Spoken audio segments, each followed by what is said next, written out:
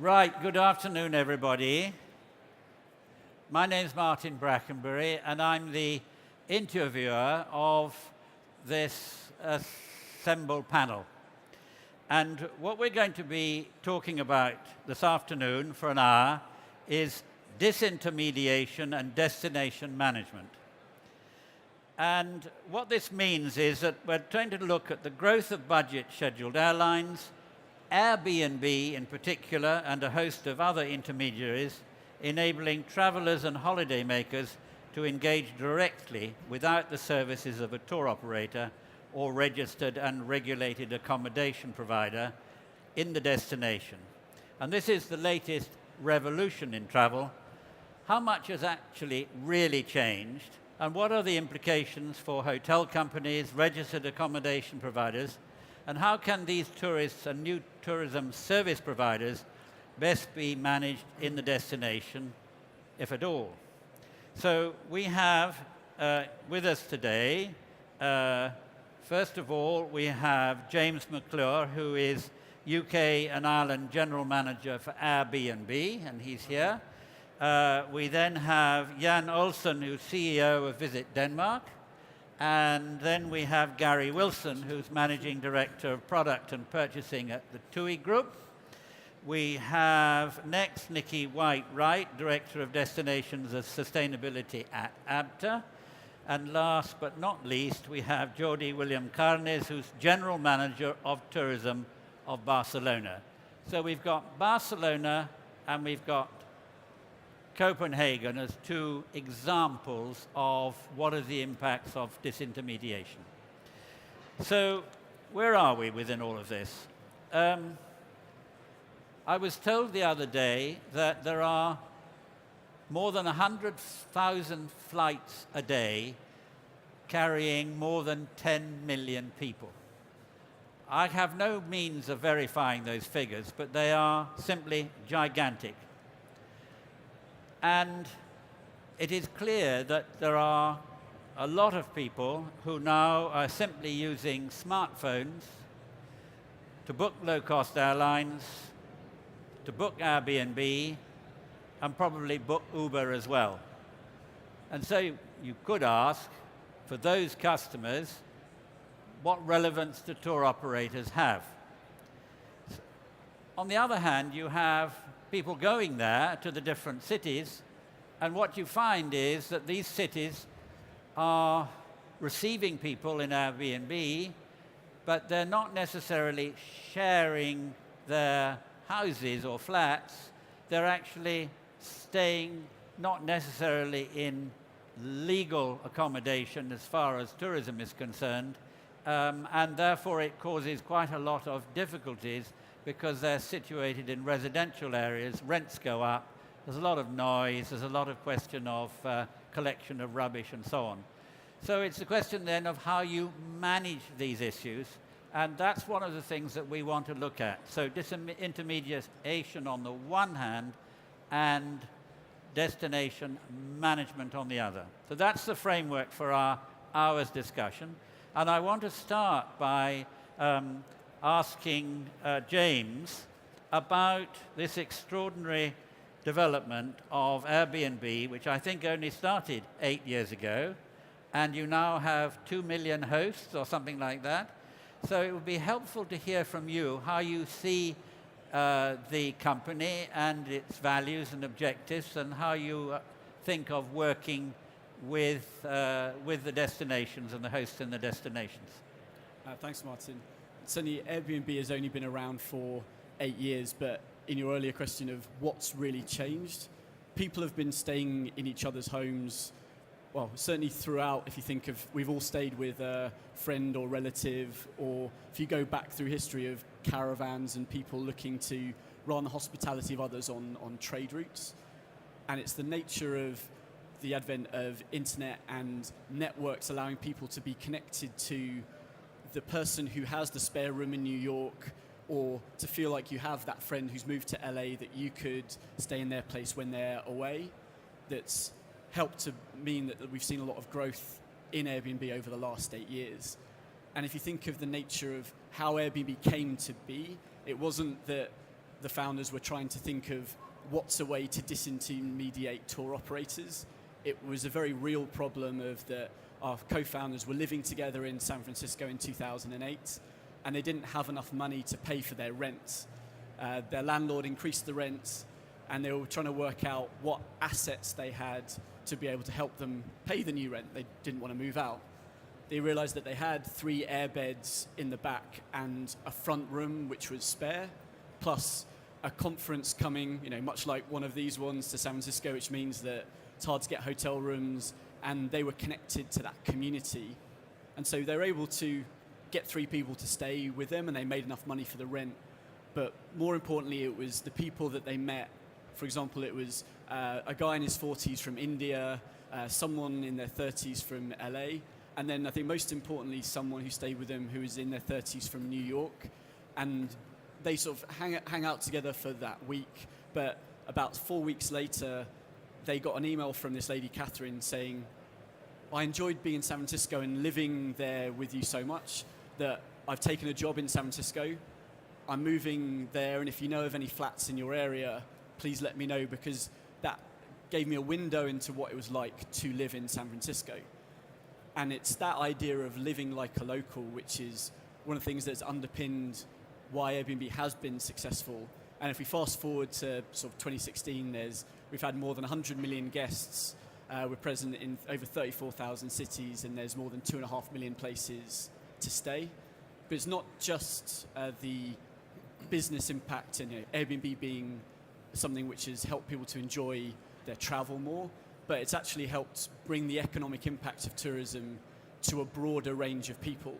So for example, if I take Amsterdam, 70% of the guest stays on Airbnb are outside of the city centre.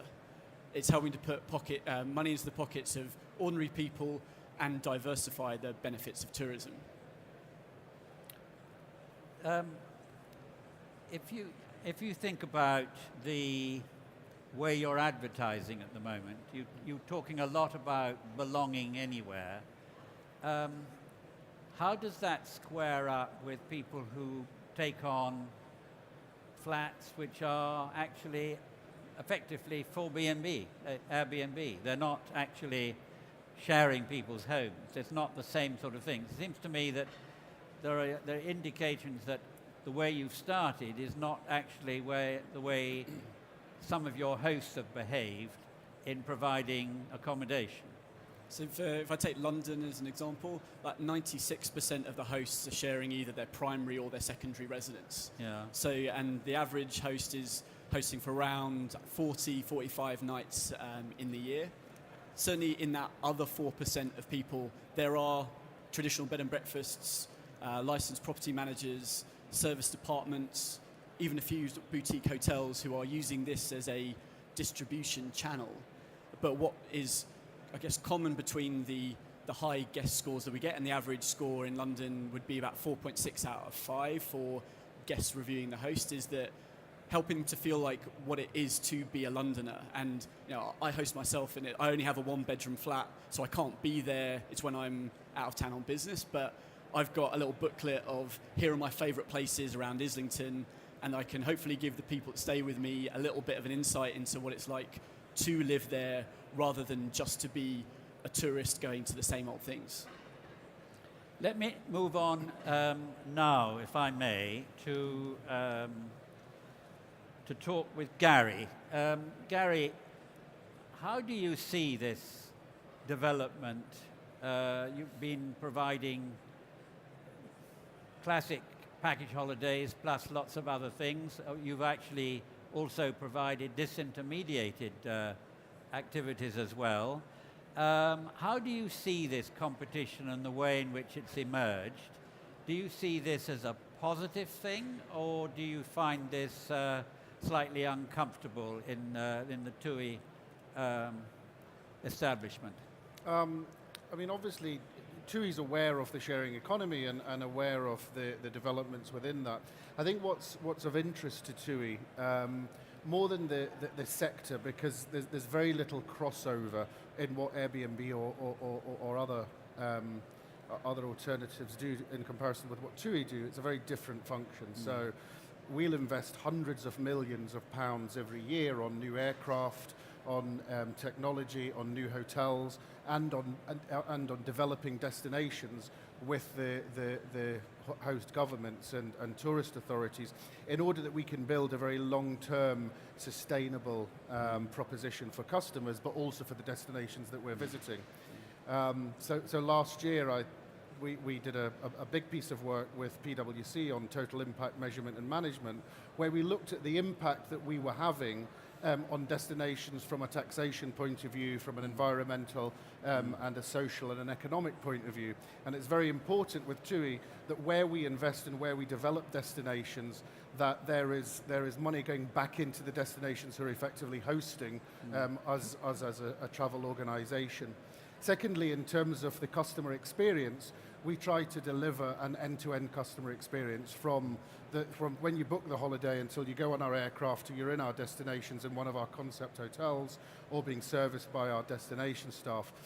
We're very keen that we can have a relationship with the customer on the end-to-end, and we segment our product offerings and our holiday offerings to our customer by life stage and by classic segmentation, in order that they're repeating whether they are families or whether they're adults or dependent on what life stage they're at. So I think the type of function which we carry out is very different to the type of function which Airbnb would carry out. But what is of interest is the way in which Airbnb and a lot of the new players are actually interacting with the customer. So you talked about the classic package tour or the classic package holiday. I think that's a thing of the past. And we'd say, the classic holiday that you would have sold for 10 days to mainland Spain, 20 years ago, has evolved incredibly over the last 20 years. And I think what's interesting, as I say, is the way that Airbnb interact with customers, that, there is a very holistic approach in terms of talking to other customers, talking to hosts, talking to people within the destinations in order to make their mind up. And that's of interest to us in terms of how we can actually have those interactions in a non-traditional way with our customer. But in terms of selling the function that they sell, that's not of interest to me. Okay, so what you're saying is, if I've understood you right, is that really they are rather different marketplaces, and they're appealing to slightly different groups of people, and people come to you when they want a certain kind of experience, as it were, end-to-end experience. You didn't mention cruise ships, because that's another area of investment for TUI. It seems to me that if we talk about tour operators as they were very expert at using other people's assets in order to market to a particular country, to be delivered in another country. And what you've tended to do recently from the announcements from TUI is that you've invested more in the assets themselves, and therefore are able to provide this end-to-end, fully owned activity. Is that correct? Absolutely. So our approach to vertical integration is very clear, that we wish to invest and have control of a number of the assets, whether it's cruise ships, whether it's airlines, or whether it's hotels, because that way we're able to develop concept hotels and we're able to develop destinations that can absolutely appeal to the customers who we attract and the customers who form the base of people who go with TUI on holiday. I mean, obviously, the largest share of who we work with are third-party hoteliers, and it's still a very, very important sector that we work with. But we also work very closely with those hoteliers on looking at what investments can be made in their hotels, what upgrades can be made in their hotels, and what new developments they can make within destinations that we're interested in featuring. So I think we're very interested in investing for the long term, but ensuring where we make that investment, that feeds back into the communities and the destinations that are hosting us when we have holidays there. Yeah. Good. That's very interesting contrast and very helpful. Geordie, you look after many aspects of Barcelona, and you have an extraordinary city. It is about the most open, vibrant city in the whole of Europe. I invite you later for a coffee. Am I not? What? I invite you later for a coffee. Yeah, I know. Well, I thought I might be invited, indeed. Now, the point about it is that there are 1.6 million people who live there, and I think I'm right in the fact that there are up to 30 million visitors if you look at it all round for the year, which is a gigantic number given that it's a relatively small city. And this gigantic increase in the numbers, partly through cruise ships and so on as well coming in larger numbers, but is also prompted by the phenomenon of Airbnb and low-cost airlines.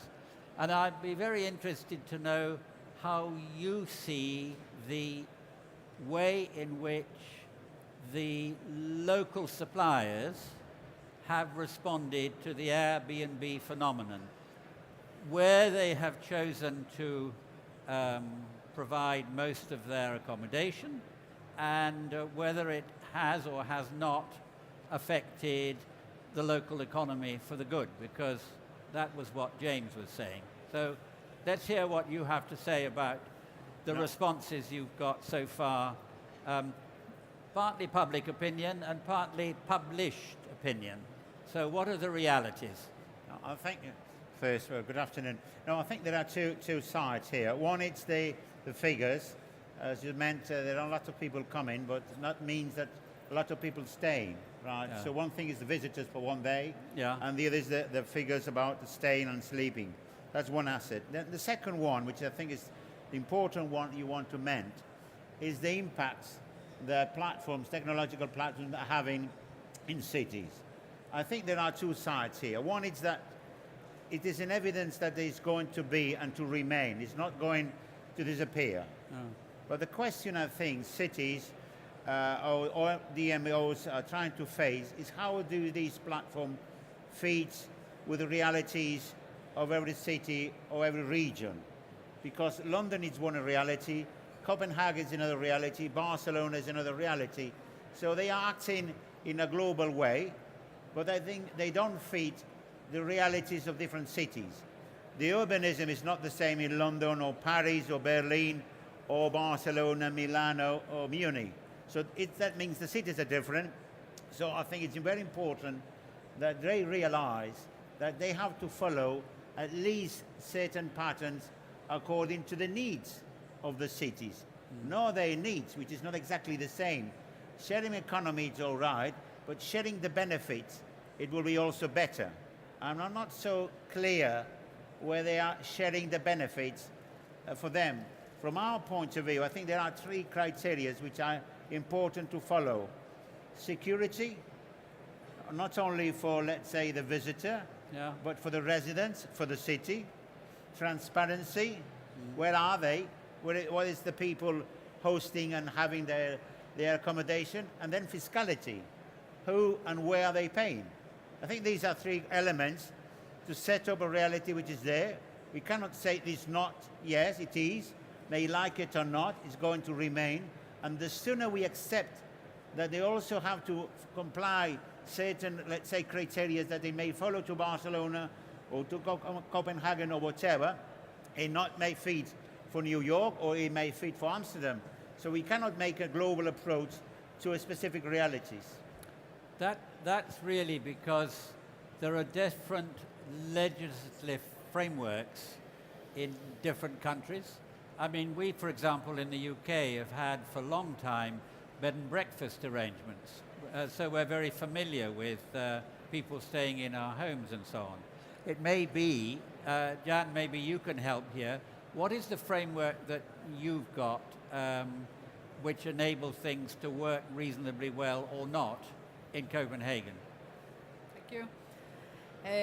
Well, the whole discussion about Airbnb and other homestays has not been a heated one in Denmark so far, partly due to the fact that our regulation already kind of take care of the issue. In what way? It's about, I mean, the rules around how much you can rent out your place and so on is already regulating this area. So the debate is not really, as I said, a heated one. However, of course, then there's the whole taxation issue. But what's happening right now is our government is coming out with a new plan on the sharing economy, and it will also incorporate solutions to the tax issues. So you don't have any problems really at all. No. But it's interesting because you're right that there are different countries or cities that have to be looked at differently. And you've got an arrangement in Barcelona, if I've understood it right, in which you have apartments or houses which are identified as residential and not therefore for tourism use. I don't know whether there are plans for changing any of those things. I'd like to hear if there are. The other question that arises is, how are you dealing with the question then of people who are becoming hosts for Airbnb and the equivalents, but they are illegal, in your sense, illegal, yeah? So how do you deal with the illegal aspects, and how do you decide to consider any changes which might be helpful? Because here, you know, you've here Copenhagen, they've already got what is helpful for them to make it work. No, I think there's one element. Barcelona at this moment, apart from the hotels, pensions and youth hostels and whatever, there is a reality of 9,000 apartments which are, let's say, legal. They comply with all the criteria that the city has set up. Yeah. Now the question is, that means that it already follows the reality there is no apartments in Barcelona. They are, and there are more than 9,000. Now the question is, do cities have, let's say, a capacity to fix the number? Or What do you mean, total numbers?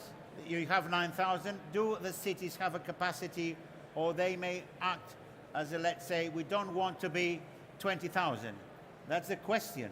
Because if we don't say no, then maybe 20, 30, 40, whatever.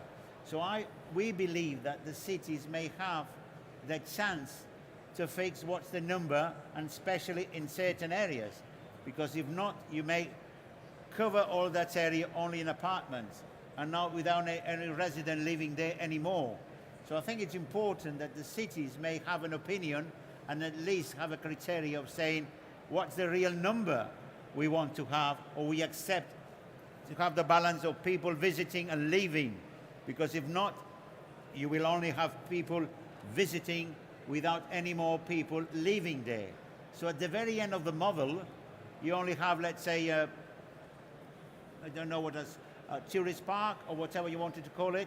So I think it's very important that the cities have the capacity to say, what is this balance?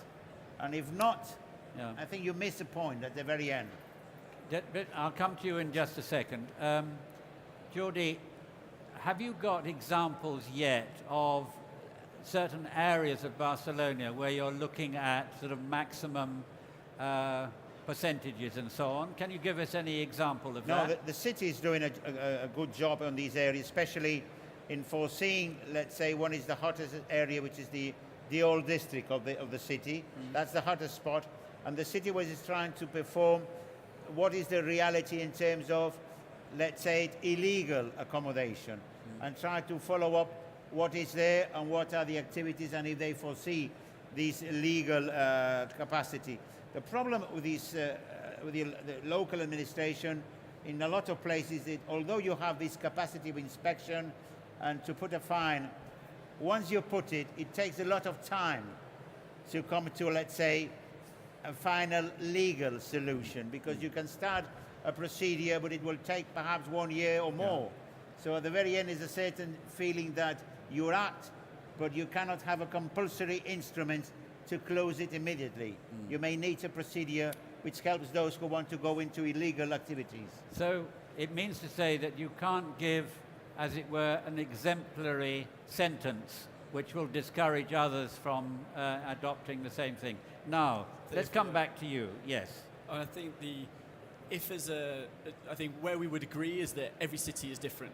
Yeah. And we're in 34,000 different cities, so the mix of housing, tourism, tourist tax, etc., is a unique mix everywhere. That's why we look to engage with with cities, and we collect tourist tax in a variety of different jurisdictions. I think in the idea of looking to help spread tourism, not just geographically, but also the proceeds of tourism, then we believe we can be a big part of that solution. So if rather than designating 10,000 blocks in a tourist area, then if you could distribute that 10,000 sort of effectively 365 room nights over, let's say, the equivalent of people who would host for 30 days in a year, like when they're on holiday, that both moves the tourism outside of one particular city centre, and it means that the benefits of that will go to the local residents and the local communities. So if someone was to list their place for €100 on Airbnb, they keep 97 of that. That stays with them, and their guests are spending money in the local community, so supporting the coffee shops, cafes outside of the Old Town or Las Ramblas. Yeah, I suppose that actually one of the things which you were illustrating was that actually there's been quite a high concentration at the moment in the downtown areas which are not far from Las Ramblas of Airbnb. Is that correct? Yeah. Yeah. So in fact, it hasn't at this stage been very successfully the spread out. The proportion of people staying in the Old Town in Barcelona has been consistently going down over the Has last it? few years. Yeah. And I believe around 70% of the stays are outside of the Old Town area. 70% is now outside, you Correct. reckon? Gosh, okay, well that's interesting. He's obviously not entirely convinced of those figures. Yeah. Anyway, don't worry, don't argue about facts. There's no help. Jan, what were you going to say? Yeah. Again, the problem not being so big in Denmark, it's only 1% of our total bed nights for the moment is from homestays. Yeah. How many again? 1% One. in Denmark, not Copenhagen. Yeah. Okay, but still, I think also with this problem, I acknowledge that there could be a problem. On the other side, this kind of tourist, I think if they come to an area that is only empty houses or, no locals really living there, I don't think in the long run it will be interesting for this type of tourist. So somehow, I don't know if you can say it solves itself, but somehow it will help also that, these kind of people or these kind of tourists, they go there because they're interested to live with the locals. Yeah. Yeah. So I want to come to you now. You are ABTA and you are concerned with destinations and sustainability. If you look at the things and listen to the things that we've discussed here so far, what do you think that ABTA want to see in the future in regard to the sharing economy? And I think also I'd like to look at the question of whose responsibility it is to limit the impact on the destinations. I mean, it's very easy to talk as if it's Airbnb, but is it actually the city and the hosts and so on? So, to take your first point, I think it's important to recognise that as an industry and industry body, we absolutely appreciate diversity and choice. I think sometimes this subject gets talked about as if it's a static industry with one homogenous group of customers all behaving in the same way. But I think we heard earlier from Gary's point as well, we have many different types of customers wanting different types of choice, to be that the channels they're booking with, or the different types of accommodation they're taking, or the different types of experience they want to have. So there isn't said one group of people that are moving from one type of model to another. And if you look at the travel industry as a whole, over the last 10, 15 years even, we saw this whole question of the death of the travel agent, the death of the tour operator when the OTAs came into the market. It's shifted around, and there has become different space for different players in the market. But what we would like to see in terms of that is making sure that there is a level playing field for all those involved. And I think what we've been most concerned about is any kind of real distortion in the marketplace in terms of, if you look at the traditional models, they've spent many years working on issues around health and safety and more latterly security, taxation, to make sure that you don't create enormous imbalance in the market, and putting those frameworks in place is absolutely critical. We would like to see more of that, a wider approach in terms of the destinations taking on these core issues, so that ultimately the customer has confidence when they're travelling, whatever type of accommodation they take, whatever type of holiday, that they are secure in the choices that they're making. fundamentally making sure that their money is protected and the choices that they make. And a lot of work has gone on with the traditional model in the past on that, so making sure that those same regulations in some shape or form apply to any kind of new models coming forward. In terms of what we want in terms of the destinations and the responsibility there, it's an interesting question, and that's my thoughts have evolved as I've had many destination meetings today. And I've been quite surprised at how many destinations have come to us and said, what should we do about the sharing economy?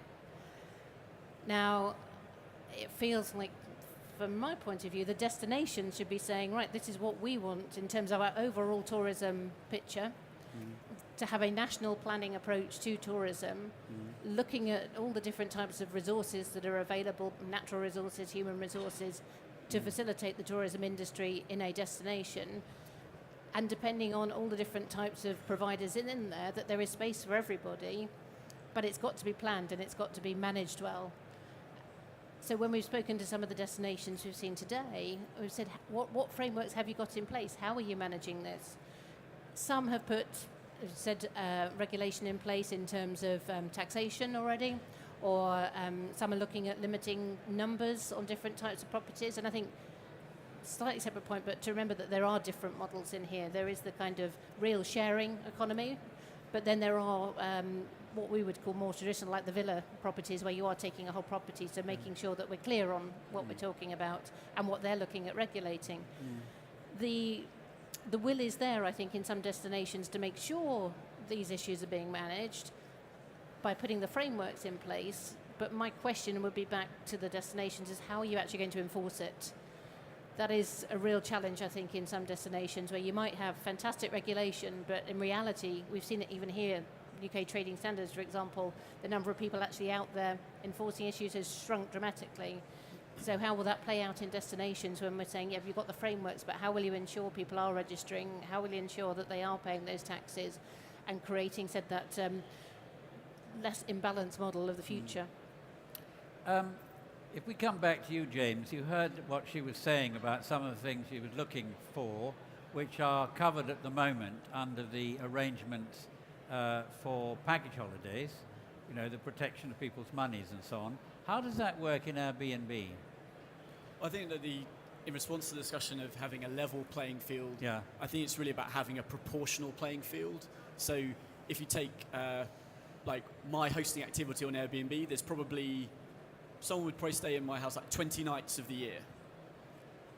The other 345, I'm living there. So let's take something really important like fire safety. I live there. My building has regulations. I have smoke detector. I have all the stuff because I live there. And that we've worked with the Chief Fire Officers Association that it should be a proportional approach. If someone is running a bed and breakfast 365 days a year, then that's a very different situation in terms of the regulation that goes onto it versus someone who's an occasional host. The UK government's done something similar on taxation, that for the first £1,000 that you earn through property on the sharing economy is tax-free, don't need to declare it. On the renter room side, it's 7,500. So I think the idea is what's a proportional way to reflect the intensity of use, and that someone who's sharing their home where they're on holiday for 20 days in a year is very different to someone who is running a bed and breakfast or a hotel. But you didn't answer the question about the protection of monies, because that was one of the issues which was raised. How do you manage that question? So when a guest books a trip on Airbnb, Airbnb holds the money in escrow until 24 hours after the check-in happens to give time to make sure that it's as the guest expected and that it's meeting the standards that they would expect, so that we look to safeguard the money, and similarly it means there's none of the attempted sort of off-platform transactions of, you know, here are my bank details, please deposit the money type situations. So we hold it safely. How does it work in practice? I mean, it's obviously I can understand the process. It's a question of whether it actually works for customers in that way. I've simply no idea. I mean, do you have any experience of whether or not it works as it's I don't have experience of if it works. My point was going to be, I think that you've got to remember as well, Airbnb are a very sophisticated company that have got a lot of structures in place now. I think when we're talking about this, we're not just talking about Airbnb. We're No. talking about other providers Indeed. out No, there indeed, who yeah. don't necessarily have the same approach. Yes, okay. I mean, I don't suppose you can give any indication as to whether that the money arrives 24 hours after the first night that they've stayed in it. That's right. Is that right? Yes, certainly. So again, like if someone stays with me, then it hits my bank account. Well, however long it takes to transfer, but 24 hours after the check-in, Yeah. it then gets released to the house. Yeah. So that it means that the incentives are there to look to play the fair game. If we just broaden this discussion a little bit, because I think it's interesting about managing cities, the whole question of managing cities. So, Geordie, if I can ask you to explain a little bit. I got a little note here, actually, from Juan Torreya, and it's questions relating to things like this. A series of challenges to ensure that tourism's wealth generates a real city and not a theme park was one of the phrases which I underlined. So you've mentioned a few measures relating to that, but it's important to understand that. And then it's the question of overcrowding. I know that you have an arrangement with smartphone providers which enables you at any moment of any day to see exactly the number of people and where they are in which streets because they're using their mobile phones. So what are the combination of planning tools that you use to try and help manage some of these issues?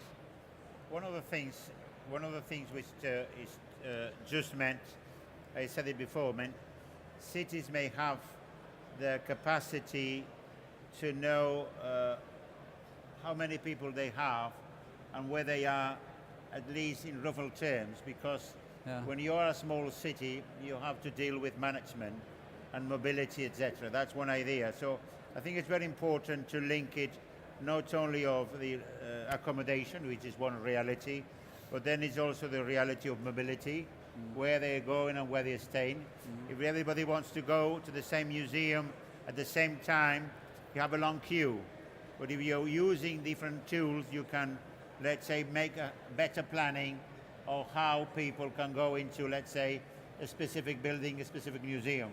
It's something which is already done in some places, etc. That's another thing.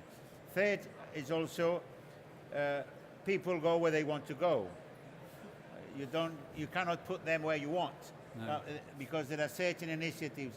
What can you do, and is what we're trying to do, not only the city, because as you meant, the city itself is very small, but we have, let's say, the boundaries of the city, which in fact offers us a lot of chances, a lot of possibilities to not only visit Barcelona in the, let's say, in downtown terms, but visiting the neighborhood, which offers you a new challenges and new possibilities in terms of the sea, of the mountains, of the vineyards, etc. So if you want to put everybody in the same place, then you are chopped up. Is everybody in Big Ben or Westminster? You cannot offer that. But also, also the whole experience is awful for everyone. Yeah, I mean, it's not only a question for, let's say, for the resident, also for the visitor, because you have to offer them 2 hours queuing. It's also a mess. So you have to be able to move around and arrange that for the benefit of the visitor and also for the benefit of the resident. If I can, we did some research earlier on this year, and if you ask people to think of that experience when you're on holiday and you see it's a place you really want to go to, but there's a massive queue and it's kind of everyone's there, 50% of people would rather go to the dentist than to engage in that. Yeah. I would be one of those. Yeah. Your teeth are very nice, so I think you're okay. Yeah. By the way, Gary, if you think about listening to Geordie and the management of cities and the huge density of traffic of visitors, How do you get involved from your side in TUI to try and help ensure that the quality of the experience that people obtain when they choose to go on TUI holidays, but of course they then begin to go out into the different areas? How does that work? Well, I can't answer on cities because we feature predominantly on leisure destinations. Yeah. But in terms of when we consider new destinations that we'd like to launch, we're very, very aware that with the scale and size of TUI, there will be a major impact if we're going into small destinations where tourism's maybe in its infancy. And an example would have been Cape Verde, or a new example from the UK and Nordic market is they're sending flights into Vietnam for next year. So it's very important before we decide to go into any new destination that we go through a process of engagement with the destination governments, and we carry out a number of evaluations on infrastructure, on the makeup of hotels, on the investment in hotel product, and in the investment in things for customers to do. But more important, or as important as that, is the total impact measurement and management, which I talked about, where we will assess what the impact of tourism is going to be on the economy, on taxation, socially and environmentally. And we will put programs in place to ensure that the minimum impact but the maximum benefit is obtained within there. So there's a few organisations we work very closely with. The Travel Foundation is a charity that TUI works very closely with, and their key aim is to ensure that we care for the destinations that we travel to. And we've worked with them, as has other travel companies, looking at, an example I'll use is a project called Taste of Fethiye. And this was looking at the impact that all-inclusive has within the local community of food and beverage suppliers. And within Fethiye in Turkey, a program has been set up whereby a large percentage of all of the food and beverage which is consumed within the hotels by the all-inclusive customers are produced by co-ops of the local community, and the money goes directly to those co-ops.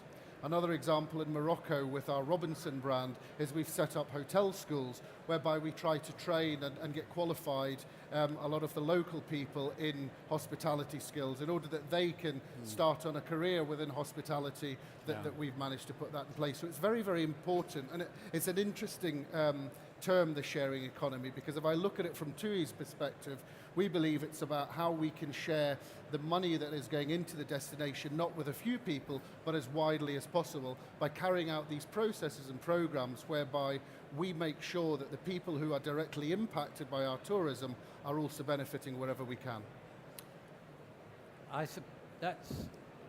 What is interesting about that to me is that the people one always needs to think about who are not the ones who are like the taxi drivers who benefit from the tourism movement, but those who are living there that are actually not involved in tourism. Yeah. And how they assess things. I mean, I know, Geordie, in Barcelona, one of the things you do is you have these surveys to find out whether people want tourism or not. And there are a lot of vocal, very strong voices being expressed in particular areas, but say we don't want any tourism here. And then you do a survey and you find that 81% or something actually are quite happy with tourism in that there. So actually the survey demonstrates that the noise being made by a few is quite different from the reality. And I'm wondering, surveys are one thing to do. Are there other things that you've used? I mean, and what do you use also, Gary, in order, because you talked about the social impact, because it's those who are not involved in tourism, don't get the benefit, are the ones we've also got to think about, because they may be feeling very uncomfortable about this process. You know? Well, clearly, in any destination, if a customer is going on holiday at a destination, and that destination or the local community of that destination don't want them, then I would hasten to guess that they won't repeat going to that destination again. Absolutely right. Therefore, I think it's very important at the beginning of the process that there is as much engagement with all of the stakeholders who are going to be impacted in order to ensure that those stakeholders are fully catered for and that their thoughts, feelings and sentiments are fully catered for. I think we should also bear in mind, in a lot of holiday destinations which are developing, there may not be indigenous populations within there because they may have very, very, very small communities, and there may be a huge influx of people coming to work in hotels or work within the sector. And it's also very important there that the stakeholders, again, are working together to ensure that the terms and conditions on which they're coming, the accommodation which they're provided with, the working conditions which they work in are optimal for that. Because it's very, very important to our customers that we've thought of that for them. I'm being... What? Draw the line. Okay. I want to... Obviously, I'd like to go on here, but... What? It's all right to go on for a little longer. Okay. Okay. Well, that's all right. I'm glad. I mean, I'm been guided by Harold. I thought he was saying stop. Carry on. Okay. Not yet. Okay. Yes, what were you going to say? I was just going to add to that point. There was a particular destination that we were talking to this summer, and there was some sort of very vocal voices saying they didn't want tourism anymore, and that they're saying the locals don't want tourism anymore. But you have to be really careful about where those voices are coming from, and if it is proportionate and representing the whole of the destination that you're talking to. And actually, when you started to unpick it, it was a small group that didn't want tourism, those that were finding it more challenging getting into their city, the structures there that weren't allowing them to use their facilities in the same place. But actually, when you talk to the broader mix of residents and the type of benefit they're getting, they were absolutely wanted tourism. So I think it's, as I said, making sure that there isn't one small group that is making people think that that is the way things are. Yes, yes. Intriguing. What else do you reckon? I was thinking about, you have this idea of the belonging wherever you go. What are the other kind of concepts that you have which are encouraging people to want to travel with Airbnb and feel comfortable? Do you have other things that you communicate as well? I know that you've got, I received it on an email recently about the commitment of hosts and visitors, you know. So there's obviously some new activity going on which I think it's coming in very shortly, this overall extra commitment that if you are going to be using Airbnb, that when you are going to the destination, you commit to certain forms of behavior which are helpful locally, and also the hosts behave equally in a responsible manner. Is that right? So the community commitment is around what we would like to see as the way that people can help that idea of belonging, and it's predominantly around like anti-discrimination, so that as a host you are signing up to say that I will not discriminate against certain types of people that may want to stay in my home. Realise that the internet didn't create things like this, and one company can't necessarily solve challenges around discrimination, but we're looking to try and be a part of that solution to help encourage people to feel more at home when they travel and to be more inclusive, because ultimately travel is one of the most eye-opening things you can have to help you understand what it's like to be in someone else's shoes, but also to experience somewhere else. I think to go to the other things to help people feel like they belong, I think one of the bits we haven't talked about that's really important for, any online business that has services in a marketplace is the power of reviews and profiles. So, on Airbnb you could look at a listing and see that there's 19 reviews, all 5-star, read the comments that have been made about that place. But similarly, as the host, you would have the same ability to see the reviews from the guest. So you can see who you are, who you would be welcoming into your home, and do you believe that they would be a respectful person to bring into your community? Because again, our hosts are residents as well. They care about the well-being of their city, and I think one of the things we're very proud of is that they're taking UK. Just over 40% of our hosts are under median income, and about 45% use the money they get from Airbnb to help make ends meet and pay bills they might not otherwise be able to do. So helping people to stay in their cities as well as to help sort of generate a bit of business for tourism.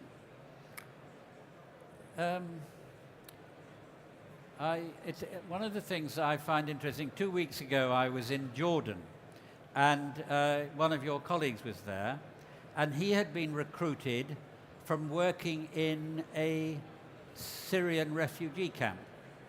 which is interesting move from a Syrian refugee camp in Jordan to working for Airbnb. Could you? I'm not aware of The man. No, I can't remember his No. name, but anyway, I can assure you he's there, and he's very able, incidentally. So It's unlikely given we have one employee for Middle East and Africa and he's Italian.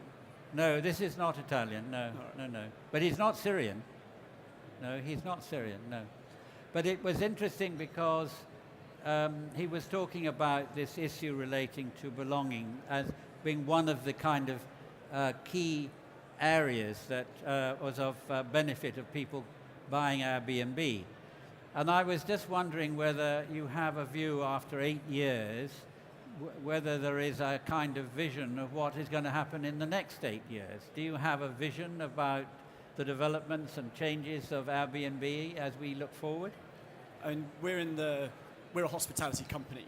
Yeah. And I think probably 5 years ago, as Airbnb got more successful, there was a question of what kind of company is Airbnb? You could be in the business of space, so you could look at art galleries, office space, the kind of things where you may have underutilized assets.